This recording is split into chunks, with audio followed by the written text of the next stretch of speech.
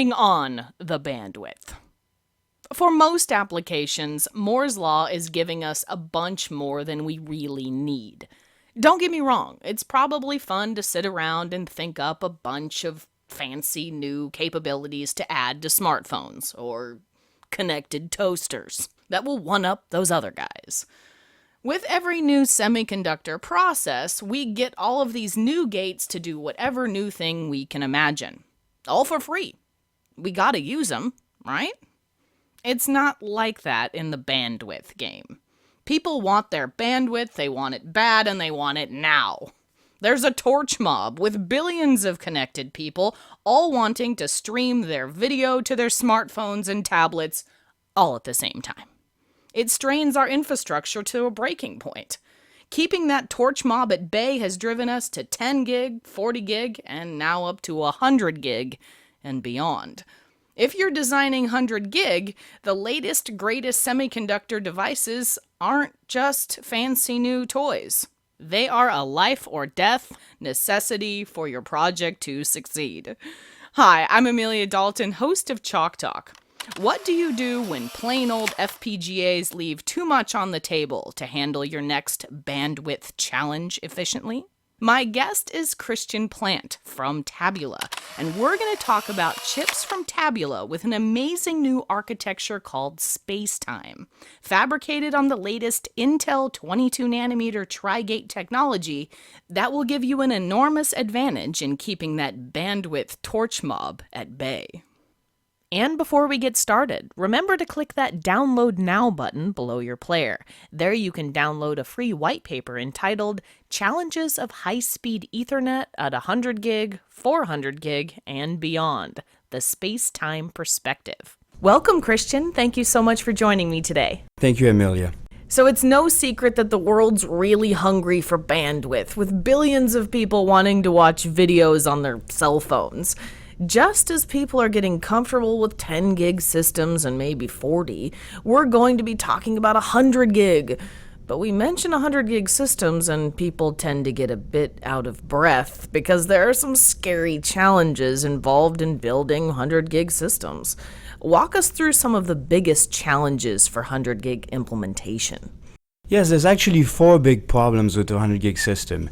The first one is the line termination. You take all those packets coming from the line and going into your device. And then you need to take those packets and store them into some external memory, which requires a lot of external memory bandwidth. So that's problem number 2.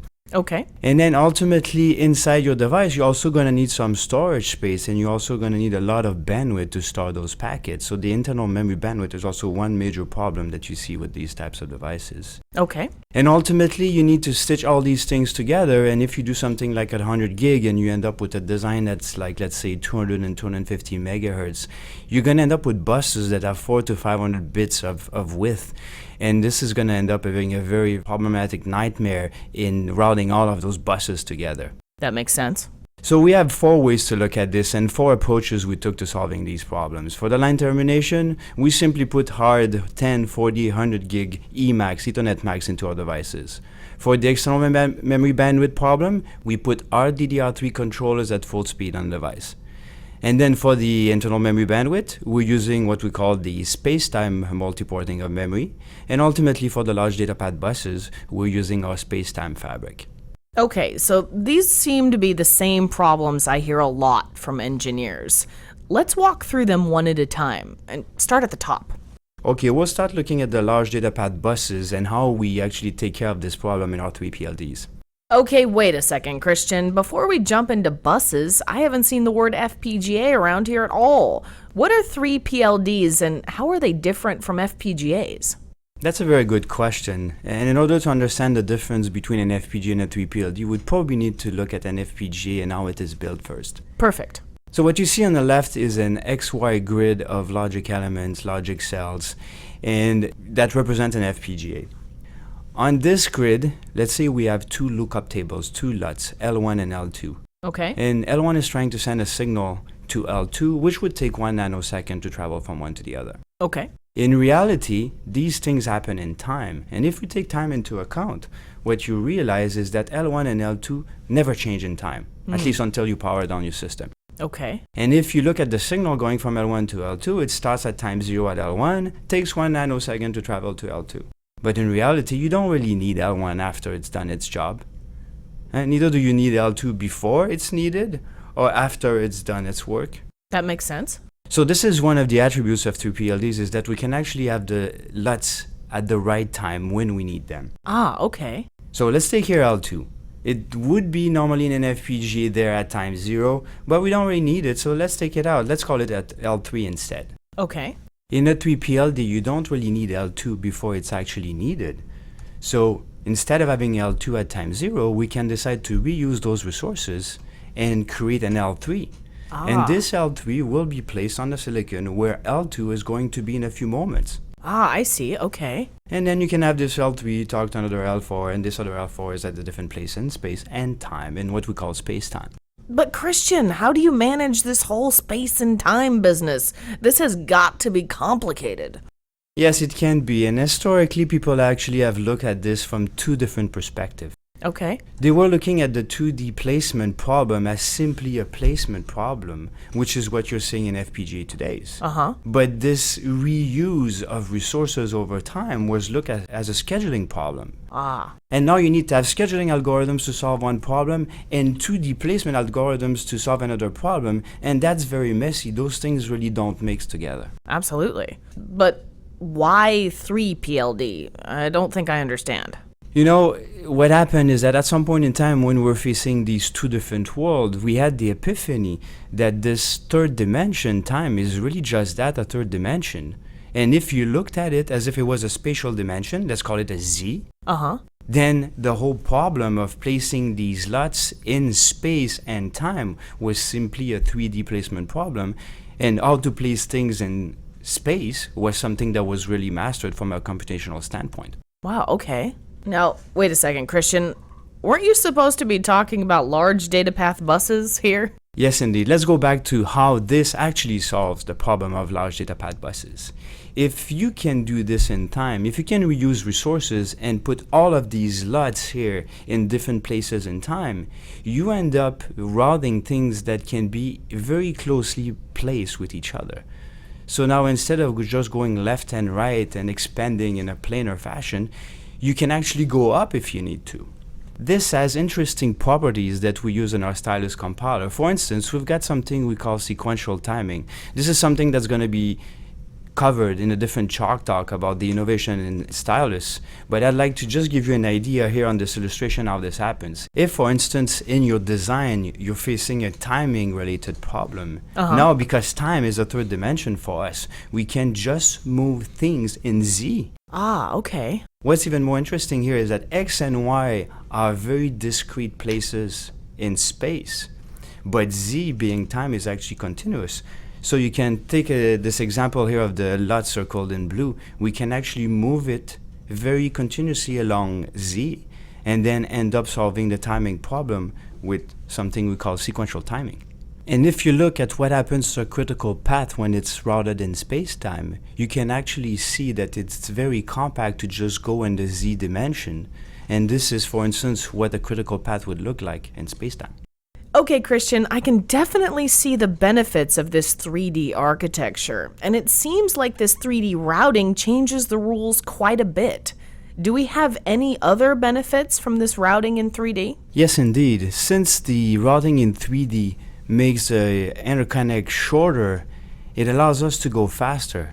In ABAX2 devices, all the RAM, the memory blocks, and all the logic run at 2 GHz. So now by being able to actually run at full speed with the interconnect, we can actually have this whole device, interconnect, memory blocks, and logic running in tandem at 2 GHz. Wow, okay. Okay, I think another challenge that you mentioned was internal memory bandwidth. What other wicked space-time transformations can you apply to that? This is also a very interesting story, the multiporting of memory in space-time. What you can see here, the blue blocks being logic, in a device like a PLD or a 3PLD, you would find memory blocks around those blocks of logic. Sure. And in our world, in the space-time world, we get the z-axis divided into smaller chunks that we call folds. Okay. Like floors in a building? Exactly. That's when we go from one computation to another one for a given element in the device. Okay. And these memory blocks here around the logic actually don't change in time. So we have all these logic blocks surrounded by these memory blocks that look like towers to the logic. Okay. Let's focus on what happens to one block of memory.